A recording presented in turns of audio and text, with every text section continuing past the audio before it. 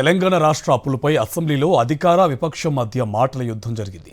BRS ప్రభుత్వంపై కాంగ్రెస్ నేతలు Goebbels ప్రచారం చేశారని హరీష్ రావు మండిపడ్డారు. కాంగ్రెస్ వచ్చిన ఏడాదిలోనే 1,00,000 కోట్లకు పైగా అప్పులు చేశారని చెప్పారు.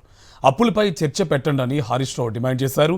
చర్చకు సిద్ధమని డిప్యూటీ సీఎం భట్టి విక్రమార్క కూడా ప్రతి సవాల్ చేశారు. ఏ ప్రభుత్వం ఎన్ని అప్పులు చేసిందో చూద్దాం. అసెంబ్లీలో జరిగిన క్వశ్చన్ అవర్లో రాష్ట్ర ప్రభుత్వ అప్పులపై డిప్యూటీ సీఎం భట్టి విక్రమార్క, మాజీ ఆర్థిక మంత్రి హరీష్ రావు మధ్య డైలాగు వారు నడిచింది. ఇద్దరి మధ్య సవాళ్లు ప్రతి సవాళ్లతో సభ హీటెక్కింది.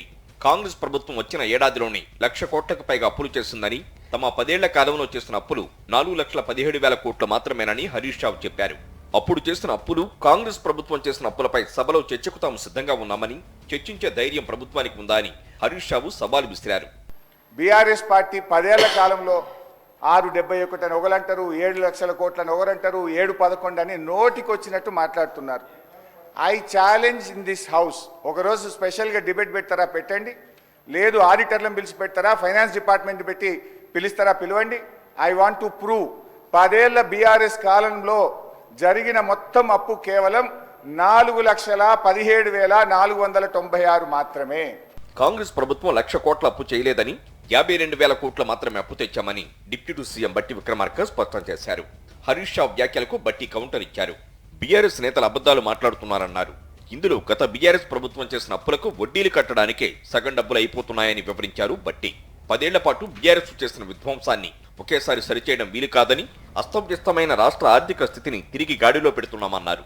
అప్పులపై చర్చకు సిద్ధమేనని హరీష్ రావుకు డిప్యూటీ సీఎం బదులిచ్చారు. మేము రాగానే సభలో చర్చ ఉండాలనే వైట్ పేపర్ పెట్టాము. మీరు చేసిన తప్పులు అన్నింటినీ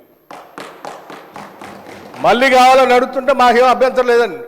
మేము అసలు పూర్తిగా ఈ సభకి, రాష్ట్ర ప్రజలకి వాస్తవాలన్నీ తెలియాలనేటువంటి ఆలోచనలో స్పష్టంగా ట్రాన్స్పరెంట్గా ఉన్న గవర్నమెంట్ ఇది.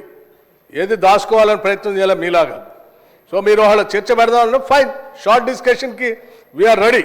10 ఏళ్లలో చేసిన తప్పులు కప్పిపుచ్చుకోవడానికి బీఆర్ఎస్ నాయకులు ప్రయత్నిస్తున్నారని deputy CM Bhatti Vikramarka comment చేశారు. మొత్తం మీద తెలంగాణ రాష్ట్ర అప్పులపై 10 ఏళ్లు పాలించిన బీఆర్ఎస్ నాయకులు నిజం చెబుతున్నారా, ఏడాదిగా పాలిస్తున్న కాంగ్రెస్ నేతలు నిజం చెబుతున్నారా అనేది ఎవరికీ అర్థం కావడం లేదు. అసెంబ్లీలో జరిగే స్వల్పకాలిక చర్చలు అయినా రాష్ట్ర ప్రభుత్వ అప్పులు ఎంత ఉన్నాయో ప్రజలకు తెలుస్తాయా?